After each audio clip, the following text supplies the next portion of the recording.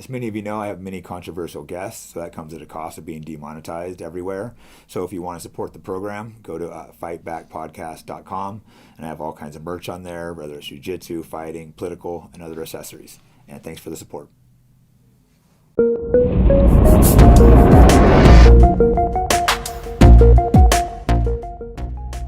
Hey, I'm here with I'm terrible with names. Is it Kevork? Almost how you say your name? I apologize. Kevork Almassian. I said, yeah, and you're a Syrian journalist. You've been in and out of Syria. You're currently in Germany because Yes, you're a exactly. Christian, so you'd probably be getting persecuted if you were there.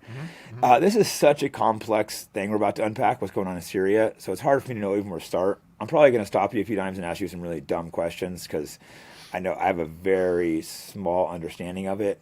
I do know, as an American citizen, though, like my government has been trying to overthrow Assad for 10 plus years, which I always thought was ridiculous. And I'm not sitting here saying Assad was some great guy or anything along that, but it just seemed like he was clearly, at least in my opinion, you might disagree, I think he was clearly better option than what we have now, which is people being slaughtered, the Christians, Muslims. It's not just Christians, that's what's going viral on Twitter, but it's Christians, certain Muslims, I believe Kurds. Well, you know a lot more than me, so I guess I'll just ask you your first thing is what was your thoughts on Assad and then the U.S. government and Israel and stuff trying to overthrow him? By the way, Jake, in my first year in the university, I used to study international relations and diplomacy, and I raised my hand and I said, I'm really sorry, my professor, maybe this is a dumb question. And he said, Yeah. there is no dumb question, there is a dumb answer. So it's all exploration for everyone, what's happening. And Middle East is Yeah, quite complex, as you may know, and Iraq is similar and different from Syria. Syria is similar and different from Lebanon. So even ourselves, when we live in Syria and we go from one city to another and we discover new things about our country, a new culture, a new language, because Syria is a very multi-ethnic, multicultural, multi-religious country, and it's a product of centuries of different civilizations passing through Syria. Therefore, they are leaving their fingerprints, their languages, their civilization, values. So our identity is entrenched deep root inside history. So it's a 7,000-year-old civilizations living up until this moment, including people who still speak Aramaic, the language of Jesus Christ. If you go to one of the towns called Ma'lula, for example, it's a very ancient Christian city, people still speak Aramaic, but I'm receiving troubling reports that people are living in mass, especially the Christians, the Alawites, because the people who have taken over are basically Al-Qaeda affiliate. Now, you asked me about Assad. Assad, yeah. the son, right? So the father of Assad, he came to power in 1970 after a coup. And this was an era where Syria lived over 10 coups d'etats, and he did the final coup. In 10 years, Syria witnessed many coups d'etats, and it was unstable country. And his father established modern Syria, which means the infrastructure, schools, universities, electricity, everything started from that era. Then when his son succeeded, let's say, the power, he wanted to modernize the country. So under his father, it was more socialist leaning. His son started to open up the markets with different regional and international powers. And the West was very happy with him. Like Hillary Clinton was praising him as a reformer and a secular. Tony Blair used to visit him in Damascus, take him back to London, meeting with Queen Elizabeth, not Queen Elizabeth, the Queen, basically back then, who recently died. Yeah, it was Elizabeth, right? Anyways, so he was accepted in the West as some sort of a reformer. However, in 2003, when the US and the UK occupied Iraq, the Americans came with new demands for Assad. It's not enough to open up your markets and allowing foreign investment, etc., but you have to also reorient your country geopolitically on the side of the US and Israel. And this was the point when Saddam Hussein was overthrown, and Colin Powell, the former Secretary of State of the US, visited Syria, and he met with Assad, telling him, look, we are now the bosses of the Middle East, and you have to listen to us, and we have to walk you through this political transformation, which means you have to abandon your allies, Russia and Iran, and you have to stop supporting the Palestinian and the Lebanese armed struggle against Israel, which means you have to close all the offices of the Palestinian factions in your country. and also the Lebanese, because Syria used to be a territory where the Lebanese and the Palestinian factions had a safe haven. They stay in Syria, they get weapons from Syria, they get training from Syria against Israel. So this was the point where Colin Powell came. He wanted to dictate what Syria has to do, and Assad told him that he is not going to comply with these demands. And this is when George W. Bush labeled Syria as a member of the axis of evil. Oh, wow. So they started imposing sanctions on Syria, and they started to support the opposition in Syria against Assad in order to coup him, basically, to remove him from power. And they had their moment in, they wanted to come after Assad, but they thought that it was easier to come after Hezbollah in 2006, because Hezbollah was a major ally of Syria, and they thought that they can knock out Hezbollah. Hezbollah's in Lebanon, correct? Yes, exactly. So when Israel invaded Lebanon in July 2006, Assad opened all the military warehouses and gave unlimited support to Hezbollah in order to force the Israeli occupation forces to leave Lebanon. And after 33 days, Israel was forced to accept a ceasefire and withdraw from Syria, from Lebanon. And this is when the Western governments, Israel, US, they realized that Assad is not going to change his mind about this issue with Israel.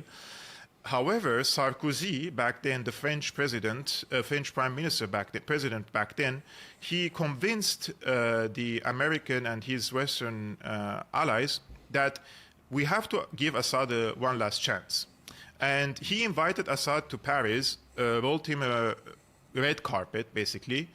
And this was on a French National Day. So it's the biggest day in Europe, and all the leaders are there, and he is standing among all the world leaders. And on a world stage, back then, the prime minister of Israel was, I will remember his name now, but the prime minister of Israel was there. And they tried to trick Assad to shake hands with Ehud Olmert. So Ehud Olmert. So on the stage, if your respected audience are watching, they can go on YouTube and just search Assad, Olmert, Mouse, Mouse and Mickey Mouse or something like that. Yeah. And you will see that how Ban Ki-moon back then, the French foreign minister, the Qatari emir, everybody was pushing Assad on the side of Olmert so that they shake hands and finally they make peace. And the moment Olmert came to force Assad to shake hands, he turns his back and he walks away from the stage. And everybody was watching. This was live on TV. And this is in 2008. And this is when they realized that it's not going to work with Assad. And there is a testimony for the former French minister in 2008 saying that he received instructions from the UK saying that they will start a regime change in Syria and they expect France to participate. And he said, I don't want to be part of it. So they started to cook this, let's say, in 2008, 2009. And they started it in 2011 and managed and succeeded in 2024. Yeah, I know, it's been crazy. I've been watching it for a long time. And Trump, during his first regime, you know, he wouldn't go for it. I mean, I'm sure you know they did what appeared to be a fake gas attack, and that's when Trump bombed them for a second, but he didn't go regime change. That just shows you how crazy our government was. Like, remember Trump, he ordered withdrawals of full troops, and the general was like bragging about how he didn't listen and left troops in there. They were faking gas attacks. Just shows how bad they wanted the regime change. And it's crazy. I'm sure you know all this. I make sure I have this correct. But weren't we basically directly giving weapons to ISIS or to ISIS's ally? Not ISIS. Or yeah, I think it was ISIS at the time, but Al-Qaeda now. We were giving them weapons. So we were at war with ISIS, and we were supplying their allies with weapons that were getting in ISIS's and Al-Qaeda's hands to overthrow the regime. It's complete madness. Yes. In 2011, Obama put his signature on Operation Timber Sycamore. And Operation Timber Sycamore is a covert CIA operation in Syria, which funneled $1 billion per year weapons, ammunition, and training to these Takfiri jihadi groups in Syria. And he put his signature after reading a report from the American Defense Intelligence Agency, basically telling him that the driving force behind the insurgency in Syria are Al-Qaeda and Muslim Brotherhood groups. And Obama, knowingly, he authorized this operation in Syria.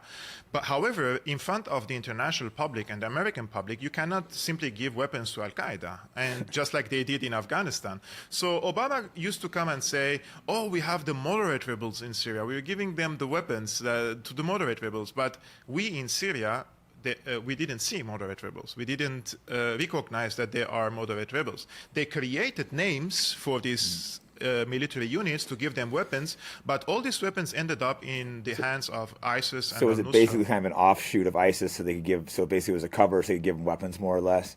My friend sent me something crazy before this interview. It was a wanted poster for $10 million with what's the guy's name? Who's the president there now, or whatever you call? Abu Muhammad Jolani, and they call him now Ahmad Shara, but his Al-Qaeda name is Jolani. Yeah, Julani. That's what he said, Julani, and it was a wanted poster for him with $10 million. Was this accurate that he sent me? Because it seems seems pretty insane. This guy was one of the most wanted men in the world from America, and now he's is he president or prime minister? What do they call it in Syria? He selected himself as the president. Yeah, and aren't we like pretty much officializing it and meeting with him now, acting like it's just normal when this guy was one of the top guys in our world terrorist list? Pretty wild. Jack, do you think that if the U.S. wanted to kill him and they spared him, like they could have killed him for a long time? Yeah. They put a bounty on his head, $10 million. It's for public consumption. Like he's the leader of the Al-Qaeda in Syria. How can the United States not act against him, right? However, I will tell you a few facts about this. In 2012, Jake Sullivan, I'm sure most of your viewers know, he was working for Hillary Clinton in 2012. Then he became the national security advisor for Biden. Under Hillary Clinton, he sent her an email. And in the email, it says, you can find this on WikiLeaks. It says, Al-Qaeda is on our side in Syria. He's telling his boss that Al-Qaeda is on our side in Syria. And then WikiLeaks leaked these emails to the public. And we read it and we saw it. And Hillary Clinton also said in one of the emails that removing Assad from power is a positive development because this will cause a civil war between the Shias and the Sunnis, and this benefits Israel. This is what she said in the emails, basically. Yeah, but there is more absurd thing. For example, the former special envoy for the U.S. to Syria, his name is James Jeffrey, he told the press directly, it's not like leaked, this is what he said to the press, to the PBS, that Jolani's army has been an asset for the U.S. strategy in Syria. So they used this man for a long time to destabilize Syria. Yeah, I even read that Israel was treating, ISIS and Al-Qaeda prisoners in their hospitals, and this was directly what we were at war with them. So it's just like some ally is that, but it's like America too. It just, as an American, I look at this, it just makes no sense. That was right at the peak of our war with supposedly, ISIS and Al-Qaeda, and then we're supplying with weapons. Israel's literally treating the soldiers in their hospitals. It's pure insanity. And this stuff is not speculation. This is like well-known, documented stuff. Yeah, actually, those were the al-Nusra Front terrorists, which means they were from the offshoot of Al-Qaeda. They fight with Jolani. And the former head of Mossad was challenged by Mehdi Hassan, who once did a good journalism in his life when he used to work for Al Jazeera. And he pushed back against this, and he asked him, like, are you not afraid to host Al-Qaeda militants in your hospitals and giving them, like, treatment? Like, are you not afraid of a blowback? He said, no, I'm not afraid of blowback. He said, this is pure humanitarian. However, we have to act humanely when these terrorists are coming. Yeah. And Israel acting humanely. Yeah, and then Mehdi Hassan asked him just 1 second later, okay, if a Hezbollah fighter gets injured, do you take him for medical treatment? He says, no, we don't take Hezbollah fighters for treatment.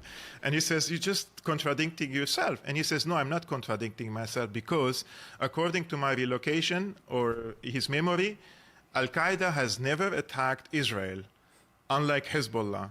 And Mahdi says, but they attacked your number one ally. He said, yes, but they never attacked Israel. I think the question there should have been, why Al-Qaeda has never attacked. And I'm not calling for Al-Qaeda attack against Israel that is at an all. excellent question. No, that is an excellent question. Why has Al-Qaeda never attacked Israel? That's a very, very interesting question. And for them to act like humanitarian anyone that's watched what they've done to Palestinian children for the last 18 months is, you can see these people don't have humanity. That's not their interest. So for you, being a Christian, what was life like under Assad versus what you're not there now, but you said you just left Syria right before. What would it be like now? I mean, I've seen videos that look horrendous, and it's not just Christians; they're killing Muslims as well. A lot of people don't realize it's not just Christians and Kurds being persecuted; it's the Muslim sects. So what was it like, and what's the difference basically between before and after? Yeah. So we have to be honest with ourselves with Assad, because under Assad, we had a political authoritarianism. It was a very centralized political power. You can do whatever you want in your life, business, sports, culture, religion, everything, you're free, but don't come closer to politics. And when I say politics, don't challenge the main authority in the country. Other than that, you were free, but it's not perfect. I myself, I would like to live in a country where I have the free speech. I would like to challenge the authority, and probably why not? Like, I like to also run in politics. Why not? But this was not possible under Assad. This is we have to be honest with ourselves. And however, he presented the social freedoms, the religious freedoms to the people. So you can practice your religion the way you want, your rituals. You're a Christian, Muslim, Jew, and different dominations and sects. But he always had overseen what they're speaking in the mosques, for example. Like, the speeches should not be political, should not be radical, they shouldn't radicalize the people to become Al-Qaeda or ISIS. So this was very important to control the speech in the mosque, because then if you allow for free religious speech in the mosque, the Qataris and the Saudis will come and they will finance the mosques and let them preach about this Takfiri ideology, which Al-Qaeda fighters belong to. So under such circumstances in Syria, the vast majority of the Syrians were very moderate Muslims. They were spiritual Muslims. They belonged to Sufi Sunni Islam. Those were like 80%, 70% of the Syrian people. Then we had around 10, 15% Christians. We had there's that many Christians there? Yes. They were over 1.5 million, 2 million Christians in Syria. 80% of them have left the country after the war started. So under Assad, it was very diverse, let's say. But then the war imposed on the country emptied the country from its people. Sorry, so when you were a Christian, did you feel like a lot of problems there? Or for the most part, you were treated normal by the people? Or was it, I mean, legally you had the same rights, but were you treated pretty good by the other Muslims for the most part? Yeah, I mean, I never faced any persecution or, let's say, prejudice because I was a Christian. In the contrary, we had a really good coexistence in Syria, which means, like, during Ramadan, I remember I was a student in the university, like, I used to fast with my friends, and then we break the fasting together. It's totally normal, out of respect, So if I'm hanging out with my Muslim friends, I'll usually fast with them because I don't feel right, like, eating when they're fasting. It's like, it's a basic respect for each other, so that makes a lot of sense. Yeah, like, if you want to drink a water, it doesn't take much of an energy to go to the next room and drink a water, you know? You don't have it's just disrespect not to do stuff around them. So you respected them, they respected you, basically. Exactly, but in front of the law, we were all equal, you know, and there was always this, the people who were radical, let's say, they were afraid of the government, that if they do any sort of prejudice or violence against, let's say, ethnic or religious minorities, they will pay the price for it. So there was this fear of prosecution by the government if they become radical. So once they destroyed the government, the army, the president, everything, the state institutions are gone, it has become chaos. And the weapons were all funneled in the hands of the radicals, so they get into power. Yeah, and those weapons mostly came from America, is what's crazy. And I think Turkey was involved as well. I think a lot of like Americans and Europeans don't understand the concept. Like, I love free speech and I love the society we have, but sometimes we have these tough cultures that aren't America and aren't Europe, and they have to be run a little different. So when we come and do these regime change wars, it's been disaster every time. So what happens, all this sectarian violence breaks out, with all these groups get radicalized. People need to realize sometimes these crazy groups need to be dealt with harshly. And I'm not, I don't know the details of how bad or good Assad was. I'm not justifying anything bad or killings he did, but these are complex, situations. And most of my Syrian friends, they were more pro-Assad. They said he was better for the country. Syria looked beautiful. I really wanted to go visit. Here's one of the most people, travel to the Middle East. People are always so friendly and nice. And I hear Syria was great, but unfortunately, that's probably not going to happen for a while. No, we could have fed you to death, believe me. If you came to Syria and if you don't eat our food till we say stop, then you're not a good host. So our hospitality was forcing people to eat. Yeah, right. No, I know you're not Muslim, but as a whole, the Muslim countries have great hospitality. I'm glad to hear that you were treated great as a Christian, because obviously I've been to all those countries, but the countries I've been to have treated me great. Like, hospitality is a big part of the culture. I'm sure even though you're Christian, Syrian, you probably grew up with the hospitality being a major part of your culture. Yeah, I mean, Syria was a Christian country, like the Islamization of Syria happened, I think, 13 centuries ago or so, more or less. So it's not like Syria was always a Muslim country, and passed through this Jesus Christ walk in Damascus. So it's a very, you will find a lot of Christian fingerprints when you go to Syria. The churches that you go to in Syria, you will not find it anywhere in the world. It's like very old, ancient churches, goes back over 1,000 years. And in these regions, when you go and you see how the people are practicing their, let's say, Christian rituals, I myself, I'm from Aleppo, for example. It's not like we didn't have all these old churches, but when I go to the ancient towns and cities in Syria and I see how the people are praying in Aramaic, you feel like we're living in the first year after Christianity. It's like it's 2,000 years back at time. So for me, it was never faced any problems for being a Christian in the country. So now, this is the very serious case. Like, people are getting killed for, like, you were born a Christian. The videos online are just absolutely terrible. Sorry to cut you off, but these videos online of Christians and Muslims being massacred, that's why I contacted the interview. I see these videos, and they're hard to watch. It's just terrible. Like, they're doing this, like they're torturing them, this awful things, just mutilating people, because it's not just Christians. It's a lot of people don't realize it's a very complex thing between Sunni and Shiite Muslims, where there's this battle going on, and that's the whole battle in the Middle East between the Sunnis and the Shiites, and that's the complex order, which really is which was it? It was it Shiites that ran? The Alawites, they are a small domination in Islam. They are, let's say, the Shiites are the second main sect after Sunnis. Sunnis are the majority in the world. And then comes the Shiites, and then comes the Alawites. Alawites are still a smaller domination in Islam. They believe in the Quran, they believe in the Prophet Muhammad, and they also believe a lot about the teachings of the fourth caliph. His name is Ali bin Abi Talib, and he was an amazing philosopher. If you read about his teachings back then, you would be amazed how smart this person was, like in terms of his willingness to establish justice and really guiding people into doing good over evil. So he was a really good person, and they also believe in him. They believe in different Greek philosophies, for example, in their religion, and they're very modern. And they don't enforce their women to wear hijab or practice the religion against their will.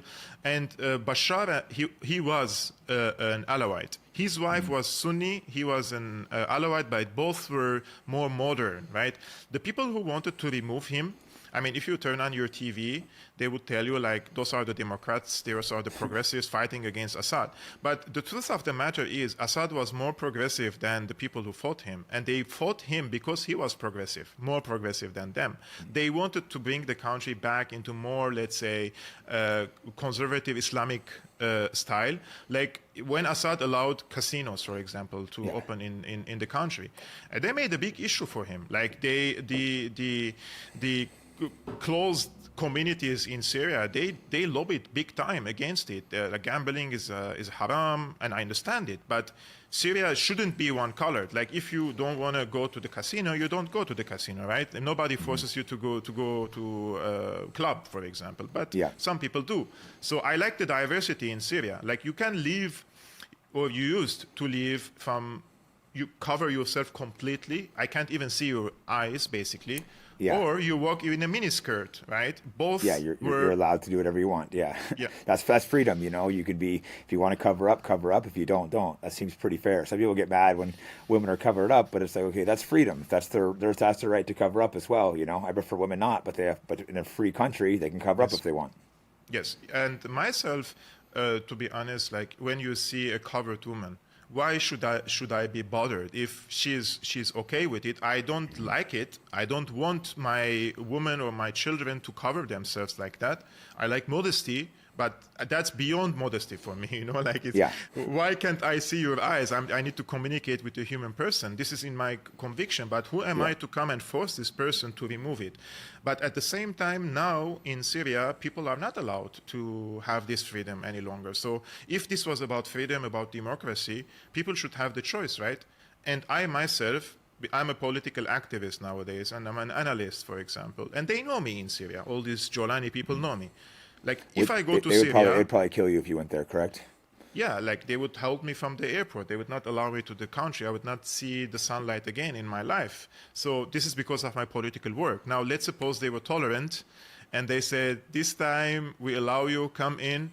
And then if on a checkpoint, one of these Al-Qaeda terrorists see that I'm a Christian, I mean, my name also indicates I'm an Armenian, they would kill me again. So the chances are very, very high that you could get killed just for having a faith in God or in Jesus Christ, for example, in this case. And it's not like I'm a daily practicer of Christianity, but my culture and my upbringing is Christian. I was born in a Christian Orthodox faith. And also, I was told since I am a child, because my grandparents survived the Armenian genocide, that we have to keep our faith in God, and otherwise our community completely disappears from the existence. It's one of the major components of the Armenian identity, because Armenia is the first Christian nation in history. So we preserve that, and we want for the Christians and for the Armenians to preserve their faith in Syria. But now it is very, very difficult for the people to practice or to express their opinions. Yeah, how bad are the massacres of the Christians right now? It's hard to tell from videos. You know, it looks horrendous in the videos I see, but you never know, is that a couple cases, or is it happening all over the country, or it's hard to know not being there? Actually, the vast majority of the victims are Alawites. That's what everyone's trying to say. It's not just Christians. I know that's what everyone's saying online, but it's some Christians, but it's lots of Muslims. A lot of those videos, I guess, are falsely titled. It's like a different sect of Muslims being killed.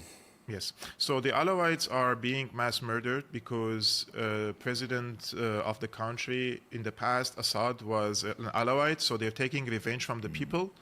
It's like... have all these people benefited from the Assad regime? Those are poor people. They're farmers. They're going from farm to farm and killing people. I watched the video today, Jake, and this shook me to the core, because it's hard watching these videos. Yeah. And this one is in particular, they are recording death bodies. There are 3 men laid on the ground, and they're stepping over them after they killed them. And then an old woman, probably 65, 70-year-old woman, she looks very tired, and she comes and she says, "May God curse you for what you did to my sons."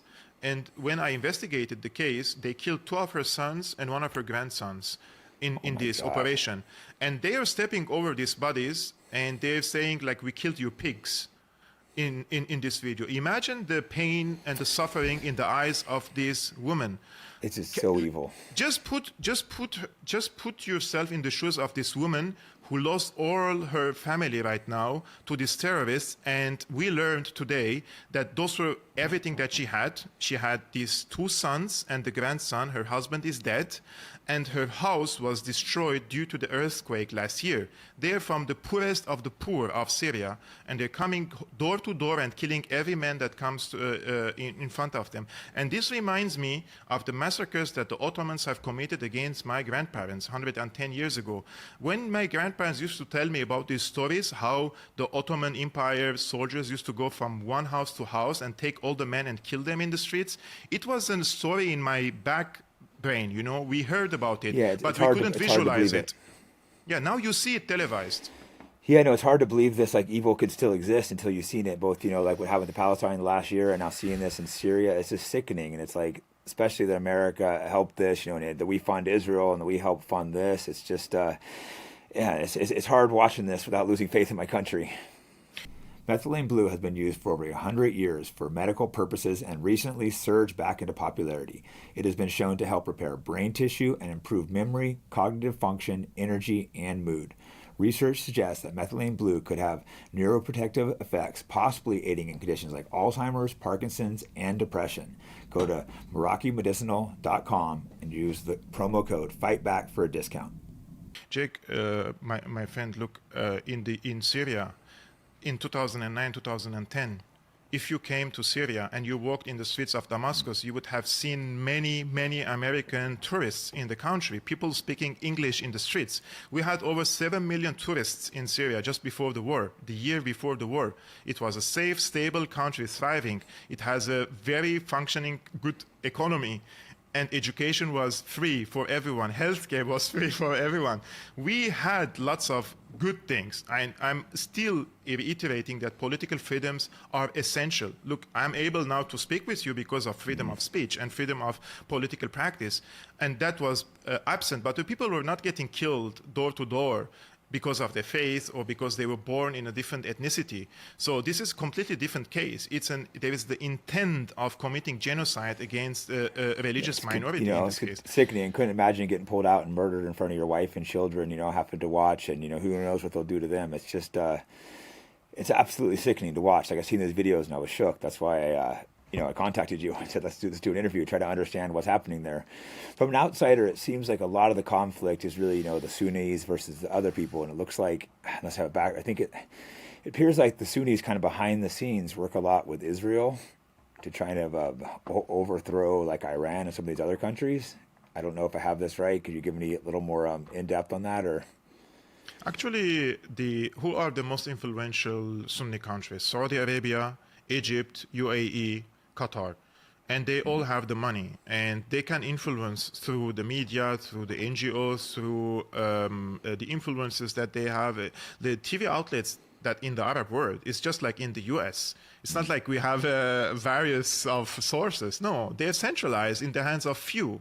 And the Qataris, the Saudis have most of the money, and they're funneling billions per year for these media apparatuses in order to bring the Sunnis against the Shiites.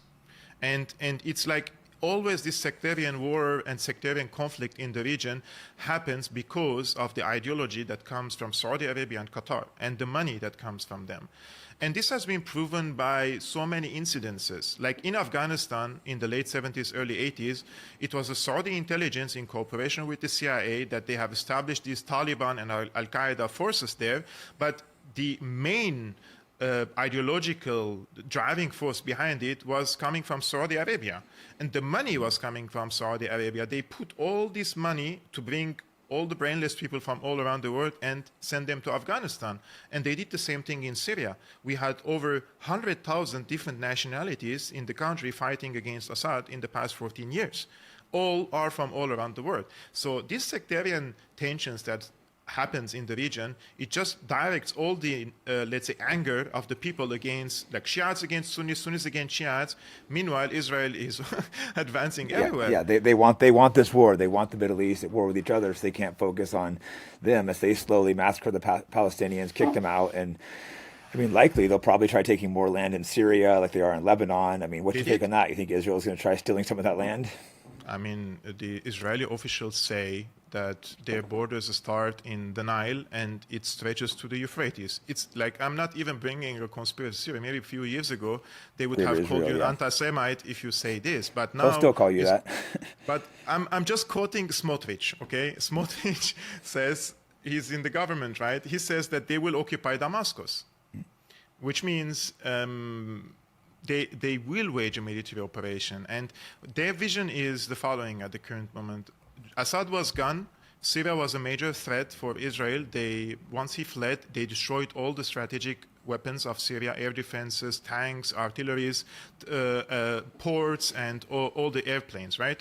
So al-Julani came with pickup trucks. He came with some BMPs probably, but he doesn't have any major force to counter Israel. And Israel went inside Syria. They occupied the highest hill in that overlooks all of Syria, Lebanon, Palestine, Israel, etc. And they occupied the water resources in the south. And Netanyahu declared that they will establish 60-kilometer deep demilitarized zone, and that al-Julani's forces cannot come to the south of Damascus, which means technically Israel's borders stretch to Damascus. And this is the pre-phase before Israel occupies Damascus. And look, Israeli forces only in 1982, they were rolling in Beirut, in Lebanon. It's not like this is something strange that it never happens, like, oh my God, you're saying something crazy. No, they were walking and drinking beer in Beirut only a few decades ago, and they had to withdraw because of the armed struggle against them. But in Damascus, I suspect that the Israelis will first establish this buffer zone, and then they will come and say, al-Julani's forces are posing a threat against the newly annexed territories inside Syria, which is now belonging to us, the Israelis, and we have to occupy Damascus to neutralize this threat. I don't rule out that possibility that Israel may advance and occupy Damascus as well.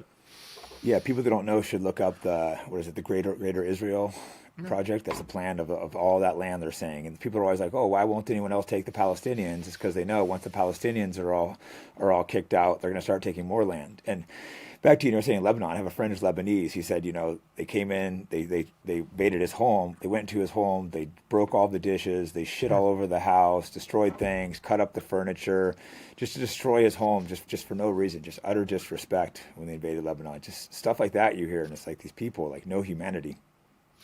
Jake, in Syria, we had a big Jewish community, and I had a Jewish friend who was born in the US.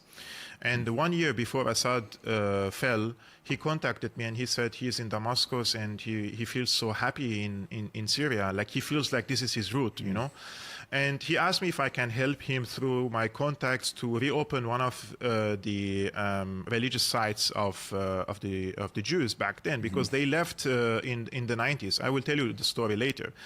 And I said, of course, I have lots of contacts there. So I did my contacts, and we brought him the keys. And he went inside. He was rich, and he renovated it, he cleaned it, and he started practicing again his religion, and he wanted to continue living in Damascus. I asked him once, I said, do you feel safe in Damascus? I said, I feel safer in Damascus than in Israel. Like, he sent me a photo with his kippah in Damascus. Yeah, I think this is important, though, because it's like people always think everyone hates Jews and say it's a Jew hatred and that. And it's a hatred towards Israel. It doesn't mean we hate Jews. And the fact that he could go in Syria, which basically at war with Israel, and he treated people good, they would treat him good in return. I think that's how most humanity works. If we treat people with respect, they're going to treat you with respect back. I'm constantly called a Jew hater and this and that. And it's like, no, I don't like seeing what Israel's doing over there. Also in America, they've hijacked our government. I don't know if it's the same in Germany, but they've completely hijacked our government over here. And I hate that. People want to turn that into you hate Jews. And it's very deliberate. Like, these guys, these rich Jewish billionaires are smart. They want to create this anti-Semitism and false anti-Semitism as ways to get Jews to rally behind, to be like, oh, everyone hates you. But it's all bullshit if you can look through it. I think the issue of creating anti-Jewish sentiments is a real thing, and I noticed it after the Gaza onslaught. For example, when you follow the Rabbi Shmuley, what he posts right on X, like I truly believe that he's provoking the people on purpose. It's hard not to hate Jews when you see that guy. It's like you look at him. I said the same thing. It's like, but he's doing it on purpose. Trying to cause this. Yeah, he is doing it on purpose because the Zionist movement, they thrive on the negative sentiments because everybody hates us, right? Mm-hmm. And we like in Syria, if you walk as a Jew with a kippah, nobody cares what you're wearing. If you're wearing a cross or you're wearing, like, it's you, between you and God, But if I'm just saying, somebody came in my house and he's a Christian, not even a Jew, right? Christian, and said, like, okay, now in the New Testament they say that this home is mine. Like, it's like I'm not going to give him my home. I'm going to fight back. So this is the issue is political, with Israel. It's not about religion, but they make it about religion because the Jews were throughout history were persecuted, so people feel empathy, right? And this is what they focus on completely also in the media apparatus. But I myself, like when I meet people, for example, here in Germany, because they don't know my upbringing, or they think Syria was some savage place. We're all, eating each other every day. So somebody like we meet, like I walk my dog, for example, right? And somebody came and we met. And he turned out to be a Jewish person from Ukraine. But he was so concerned to tell me that he's a Jew from Ukraine, and I had to tell him, like, why you're concerned? Like, I get that sometimes too. Like, Jews, like, bro, I don't dislike Jews. I have lots of Jewish friends, and it's unfortunate some people feel that way. And I could understand, but no, I think it's deliberate. They want to drive the divide, and I could see why people would think that. But some of the best voices against this are guys like Dave Smith, Norm, is it Finkelstein? Some of the best voices speaking against what's happening are Jewish. So it's not hatred towards Jews. I wish more Jews would speak out against it, because unfortunately too many do defend Israel, but it's certainly not all Jews. Actually, if Dave Smith is watching this, he's based on this case. He was correct on Syria all the way. Yep. And it's impressive how, Syria is really, really complicated, but it's impressive how he learned about Syria and what's happening, and he connected it with other conflicts. So kudos for all the people in the US, speaking out up against this war machine, because Jake, we have paid a lot, like 100 years ago, you come to a new place after massacres and you start a new life and new roots and everything. And then 100 years later, you get displaced again. It's not funny, like to be displaced all the time from one place to another, becoming refugee here and there. Like nobody wants to become a refugee. Before 2011, nobody heard of a Syrian refugee name, like we were coming to Europe or the US to study or work, etc. But now people are desperate. The people want a new life, and the people ask, like, look, I myself, I'm not right, I'm not left. I agree with the right when they're right, and I agree with the left when they're exactly right. Exactly how I am. If you agree with a party with everything, you're not an independent thinker. You should go both ways. If you agree with the party on everything, maybe you're the 1 in a million by chance, but it means you're probably not thinking for yourself. You're just spouting and following whatever your leader's saying. Exactly. And I agree with the American right on many things, for example. But when it comes to, like, why do you guys hate us? Why do you come to us? And I'm like, it's really mind-boggling. Like, is it really that difficult to understand why the people are coming to the West? Because the West has most of the money. And the opportunities are here. And people looking for opportunities. Yes, running from a war. And they could go, let's say, from Syria to Lebanon. But do you think he will thrive in Lebanon? Or No, he will thrive not. in Jordan? No. So he will go to a place where he can at least restart a life. But now I have to draw a distinction, of course. There are people looking for opportunities, but those who are doing troubles, I will be with you, with the right, to ask for their deportation, because they tarnish my reputation as a Syrian before anything else. And I don't want this type of people also to come in Western countries if they participated in the destruction of my country, for example, right? And that's why I was called far right many times. Today I received so much backlash because of that. But if you support Al-Qaeda and you sit in Europe or in the US, probably you should go back and live in Syria, right? Under Julani. Makes sense. No, for me, like, I'm not against immigration. Well, first off, I totally understand why people want to immigrate to America and these countries. So I would never blame the immigrants. My thing is, it's just flooded in too quick. It needs to be vetted, done slow. But the problem is, like you said, we're often destroying these countries, and then people are flooding in. So it's like we're going to destroy a country and then complain about it. It's like it gets complicated, and you could understand why people want to come to these countries. The thing is, though, we had our borders, they were just flowing in millions of years unchecked, millions a year unchecked. That's when it becomes a problem. It's a very complex issue. And this is off subject. Something really interesting happening here now. They're taking green card holders, which are basically residents, and if they're protesting against Israel, pro-Palestine, then they're saying they're a Hamas supporter when they're not saying they support Hamas, and they're revoking their green cards and visas. That's, to me, really alarming. Our First Amendment allows free speech, all speech, but just shows our politicians. These same guys can burn an American flag, but if they burn an Israeli flag, they'll be deported. So it's like, who's really controlling America? I will ask you a question. Many of the pro-Palestine demonstrations in the US in the past, of course, rightfully so. I was also demonstrating here many times. However, it was completely hijacked by the left, right? Yeah. And it seems that many of these Soros organizations were also encouraging people to go. It's like they gave the, like as if they were asking people to go for demonstrations so that Trump comes and capitalize on it and ban the people to speak against Israel. And people have all the right to go to demonstrations. But on an organizational level, I'm saying there were many of these groups were affiliated with this. I very much agree. They're taking these worst groups, and then so it makes it when conservatives they see these worst groups supporting Palestine, it makes them be like, oh, these are probably the bad guys. But this is the one situation where they're actually the good guys, or it's not as complex as good versus bad. But this is the thing where they're right. But it's the same groups that they had. We had these like riots, Black Lives Matter riots, where I think 20, 30 people died, cities were burnt down. It's like the same people being free Palestine. So it makes normal people be like, oh, I don't want anything to do with these guys. And some of the protesters, can be idiots. But these same protesters, they took over streets, college campuses for BLM. Nothing happened. As soon as they were protesting Israel, the cops came in, arrested them, flooded out. They're getting expelled from colleges, deported. So it kind of shows you can hate white people in America, but if you say anything about Israel, you're deported, arrested.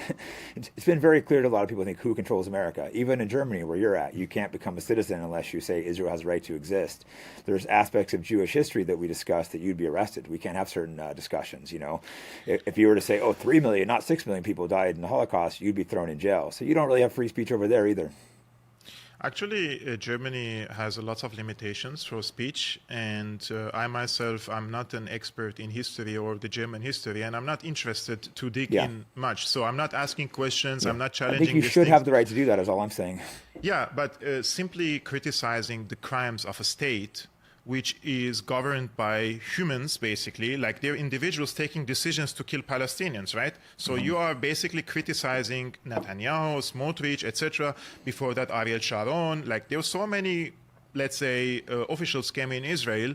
They themselves confess that they have committed war crimes. So criticizing these people doesn't mean criticizing the faith of Judaism. But nowadays it's difficult. Like in Germany, even the protesters, right? Like you're going protesting against Israel, etc. And you could get lots of backlash. I went to a few demonstrations here. And first of all, I didn't like that it is hijacked by the left completely. And secondly, it is brutality of the police. Like, I don't want to go there with my wife, for example, and beating us up and become like deformed because of a protest. We want to peacefully participate in this. And then you could lose your job. You could lose your, like, there are so many things that could happen. I could be deported from Germany. Yeah, so, and if you get deported, you're going to get killed. Yeah, like these things happen. So I'm very careful even with my words when I do you have to, like I do 1 hour podcast conversation, sometimes solo, explaining things. And I have to be careful. Like the other day, I watched the report. Elon Musk amplified it. Then I saw it. It is on the 90-minute or something, and they're talking to judges, German judges, about free speech crimes. And it turned out it's worse than I thought. Like if you say something online on X, for example, and they could incriminate you, your punishment could be more than if you said the same thing while you're protesting, because they say in the protest, you could say something and it disappears. But if you say it online, it stays online, so the crime is even bigger.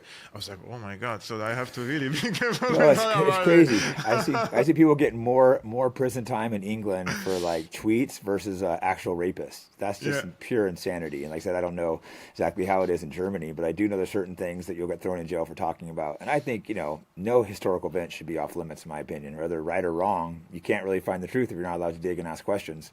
Doesn't mean you're hatred, but it's just I should be able to ask, hey, how many how do you know the amount of people, Armenians, that died? These are very valid. I mean, this is something I received lots of, for example, pushback by Turkish scholars or Turkish activists, let's say, right? So when I write and I say 1.5 million Armenians perished during the Armenian genocide, and this is the consensus, right? And then they come some Turkish people, for example, they say, no, that's not the number. 300,000 died. It was a war. Tragic things happened. And I'm truly open for discussion because I want to also know how many Armenians died, right?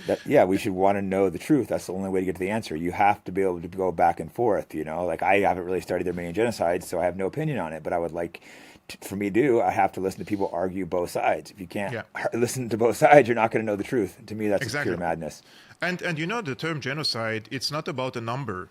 the number is comes secondary. Of course, it's a big difference if it is 1.5 million or 350,000. Of course, huge difference. Yeah, huge However, difference, when there is but the it's intent, still awful. yeah, if the intent is there to destroy a people in part or in whole based on their ethnic or religious affiliation, then it is a genocide, because you are killing, even if you killed one person with the intent of killing all Armenians, let's say, then the intent is there. And we have countless statements from Ottoman leaders and ambassadors in the Ottoman side, photos, documents, like newspapers were talking about it back then, that the international community, of course, back then, they had to intervene and to stop the massacres. And freelance journalists came to capture the photos of the genocide. Now, if it is 350,000, I'm not going to be sad about it. In the contrary, I should be happy. You'd be happy, yeah. You should be thrilled if it turns out it's less. Yeah, exactly, less Armenians died. Yeah, no, that would be a good thing, not a bad thing. I think it was the ADL spent years petitioning for it not to be considered a genocide. So like they wanted only the Holocaust to be considered a genocide. So they made it so you can't call the Armenian genocide a genocide. They eventually lost that battle, but that's kind of wild. And Israel doesn't recognize the Armenian genocide. No. Like, this is very unfortunate, you know. And in Armenia, it is a debate why Israel doesn't recognize it, and the Armenians recognize the Holocaust, right? And at the same time, Israel played also other dirty games in this case. For example, in 2020, Azerbaijan attacked an independent enclave called Karabakh. It belonged to the Armenians. And in 2023, managed to ethnically cleanse 120,000 Armenians, push them all away from that enclave. And 60% of the weapons that Azerbaijan used came from Israel. Israel opened an open air corridor between Tel Aviv and Baku, sending them all sorts of weapons, drones, and missiles, and tanks, and everything, so that they advance and they kick out the Armenians from this enclave. And another ironic thing, because we were speaking now about what happened in Syria, Erdogan brought thousands of these terrorists from Syria and sent them to Azerbaijan in order for them to fight against the Armenians in this enclave. It's like a complete alliance of different countries against the Armenians, and they have lost the battle, of course, partly because they have a clown prime minister in Armenia who has no clue about military affairs or geopolitics. But all in all, it's a big tragedy that Armenians lost a big chunk of territory, which they had a long history and monasteries and churches and everything there, and it's all gone. And so you see, like, I watch many podcasts, like including yourself, and you guys also speak about why nobody speaks about the persecution of the Christians. And this is a good question. In the past, I always thought, like, oh, one day the Vatican is going to say something. It's impossible, you know, all these Christians are dying in my country. He will come and say something, you know. And then a few years later, he comes, like, he has a pigeon in his hand, and he's like, I'm praying for the Syrian people, you know. Like, this is not how you can, guys, save the Christians in the Middle East. Like, if the governments want for the Christians not to be slaughtered and stay the way they are, which is the birthplace of Jesus Christ, and this is where Christianity started. It didn't start in Washington, it didn't start in Minnesota, it started from Palestine. So if you guys want for the Christians to live in peace and harmony, they shouldn't intervene in the internal affairs and do all these regime change wars and coup d'etats and destabilizing the countries for geopolitical reasons, because we are the weakest element and we are the minority. And once you support these radicals, we will be stepped on, like it's happening now in it's happening Syria. Currently to today. You know, we're supplying the most radical ones. To me, this war has been going on for a long time, and it seemed like just overnight, it just like happened. How did that happen? Or what appeared to be so quick? There was no help from Iran, from Russia. Do you understand like how that happened so quickly with Assad having to flee? So I was a few weeks before the regime change in Syria, and I think the situation was very, very dire, and the people were in a very poor conditions, because So we criticized Obama for what he did to Syria, but I want to criticize also Trump. When he came, he was saying the right things. He said, why are we supporting these rebels? They want to fly planes in our buildings, and those are terrorists, this and that.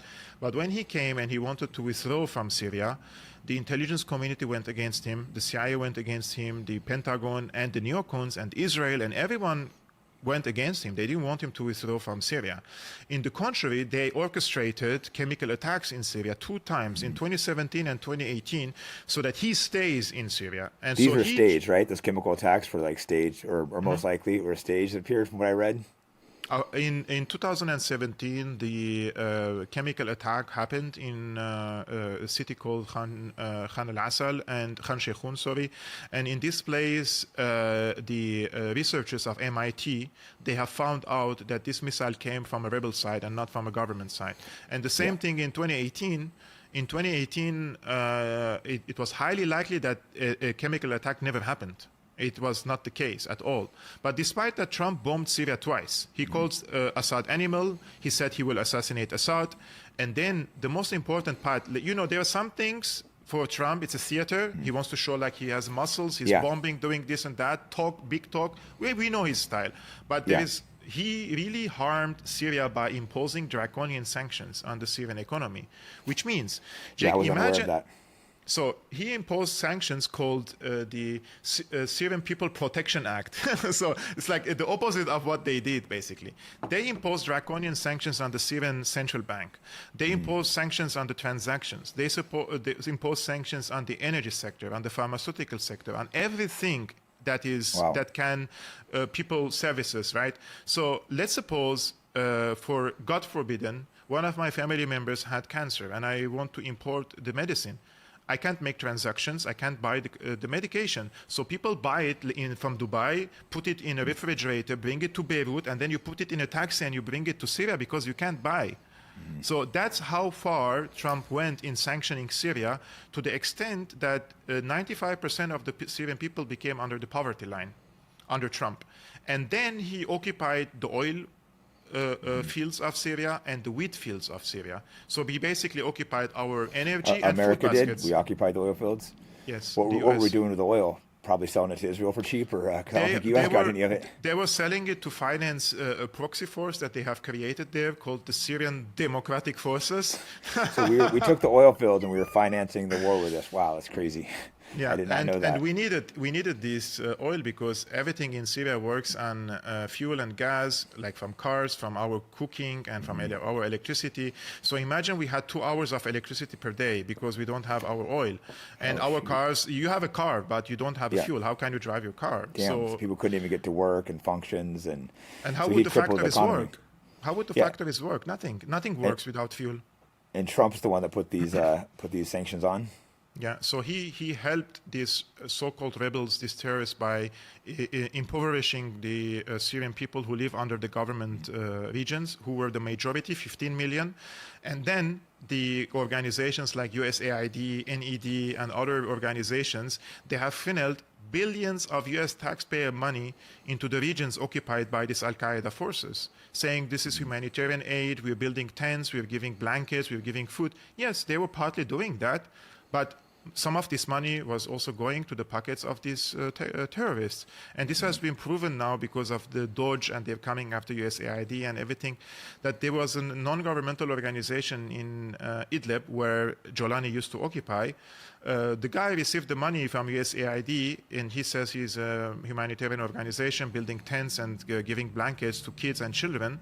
He was buying, but some of this money he was sending to the commanders and officers of Al-Qaeda.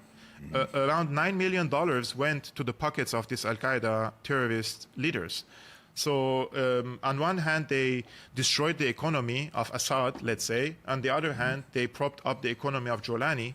So the people who lived under these terrorist regions, they probably had a better life than the people lived the majority under Assad. So the people were very poor. They were demoralized. They didn't have the will to fight any longer. Like, why would I fight 14 years if the situation is going to be this dire, right? So when the attack happened on Aleppo, the army didn't fight. The Syrian army rejected to fight, in addition to other things like probably they have bought some of the officers in the army and bribed them. Yeah, because it's crazy to see them not fight back. Yeah, I bet there was some bribery. Like you said, you made excellent points, but there had to be some bribery and stuff as well, or something. Maybe they're promised some positions of power. Or what do you think is happening to the army now? Are they being persecuted, or are they being treated well since they didn't fight back? Yeah, so look, it doesn't make any sense for the regime to fall in 14 days. This is not. This No, is it's not happened out something. of nowhere. This has been going on Yeah, for years, and like I was shocked to 14 see it happen. years. 14 years they couldn't oust Assad. Like in 14 days, it's impossible. And I covered these attacks from al-julani army against the Syrian army, and yes, they were caught off guard in Aleppo, and they had to do strategic deployment in a different place. And in this place, they had over 40 to 50,000 soldiers. It's impossible for them to lose the battle in a matter of a day or two. But they all laid down their arms. There was someone giving instructions and orders to the military to lay down arms. So, and you're Someone a high soldier. someone high up in the military, most likely, it seems like. Yes. So if you're in the military in Syria, you follow the orders. You don't. That's how U.S. military is. So yeah, they must have Yeah. corrupted someone high up and had them lay down orders. I mean, I'm just speculating, but that's what it sounds like. Yeah, it sounded like it was a coup and wasn't like a regime change operation. Like it wasn't like an insurgency. There was no fighting. No, that's what was so baffling to me. That it just seems like it Yeah. happened so quick, and then Assad fled to Russia. Or we That's don't the really most know. absurd part. No, he's in Russia with his family. And this is the point where everything also changed for me, because people used to call me an Assadist. I was never a loyalist, you know. I'm not loyal to people. Yeah, you just I'm said loyal you're to better than cause. better than the other option. Yeah, I'm a person of principle. I'm like, if Assad is doing something right, I support that something right. But when he's doing something wrong, I reject that, right? Yep. Like in the economy or in the authoritarianism, I'm not with him. But when it comes to foreign policy and fighting against these insurgents, it's not like I have the privilege to choose the actors. It's like it's either Assad or Al-Qaeda, and I'm not going to be with Al-Qaeda. You know, it's logic. But when he left the country the way he left, I don't want to say I was disappointed, but I said he betrayed the country, because you cannot leave everything behind you like this before securing at least the fate and the destiny of the people. You need to secure your army, because this army has been built for 50 years from our taxpayer money. And Israel came when there is no president and destroys the entire country, and basically Syria becomes castrated, and now we don't have any sovereignty, any deterrence weapon against anyone, and so every army can come and occupy our country. No, you needed to secure the destiny of the people, of the army. So then you leave. It's fine. If you don't want to continue this, leave. But you cannot leave us in the forefront against these Al-Qaeda hordes who are now committing all this genocide against the religious minorities, because they saw you an Alawite. You're an Alawite, Bashar al-Assad, so we will kill your people. Now, all these people who were murdered in the coastal cities of Syria, whose fault is this? Yeah, I mean, he should have sent his wife and kids out, but then he should have stayed and either died or at least try fighting. You know, if you're a leader, you got to go down with your people. You can't abandon your people. I know that's a tough reality, because he's probably going to torture them if they catch him, but he could always shoot himself last minute if it's going down. I think if you're a leader of a country, you have to stay and fight with your people and lead and at least try to lead, even if you're going to lose. You can't just abandon your people. 500,000 people died in the discourse of this regime change. Let it be 500,001, no problem. And you be the last one.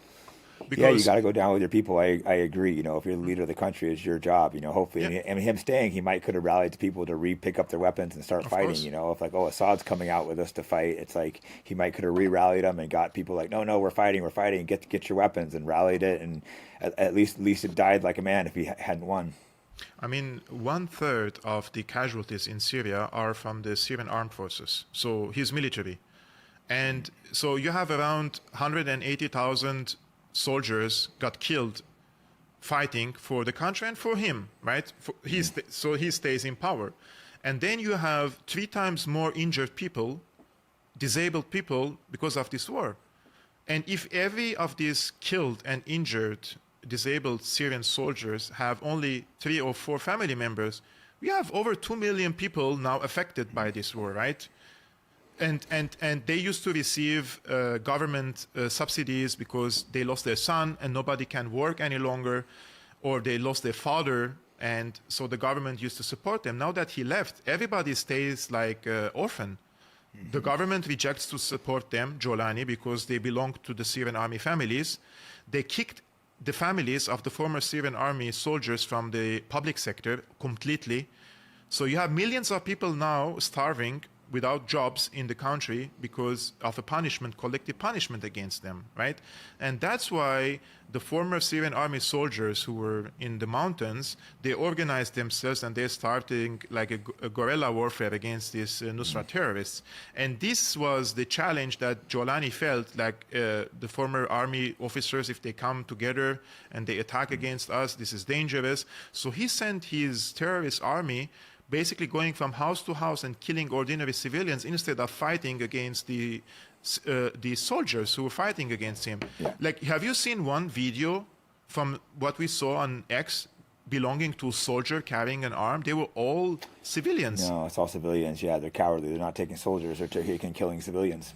Yeah, and they call themselves rebels. Like, what fighting did they do? The entire time they were walking, they walked 500 kilometers from the north to the south of Damascus without fighting. Like, what kind of bravery they think that they have achieved? They did nothing. Brave. They were walking on the highway with convoys. If there was an air force, they could have eliminated 40,000 of them on the and nobody flew fighter jets. It's just mind-boggling. Why didn't Russia send any help? You have any so this is the question.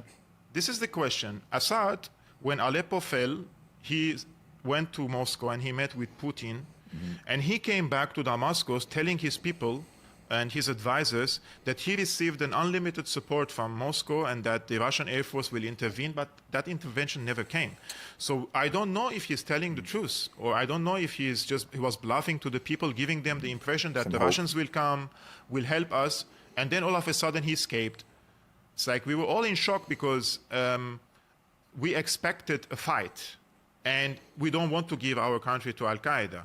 And it's not like people, when there is an existential threat, if there's somebody coming to kill you, it's the instinct of survival that allows you to fight back. And you cannot tell me that he didn't have a way to encourage the people to fight for him. There was. But he chose to leave. And he went to Moscow, and he's living a lavish life there. And I don't want to go more harsher on him, but whoever I ask in Syria, those who supported him, and they paid a big price. Their sons have gone, their husbands have gone. Everybody is cursing him now because he left his country this way. And what can you tell to these people who paid all this price? Was there still a fighting chance when he left, or did he leave at the very, very end, or was it still like... He left when Damascus was falling. Because basically, he went to Latakia, to the Russian airbase, and he posted a statement saying that the Russian airbase came under a drone attack and he had no choice but to leave.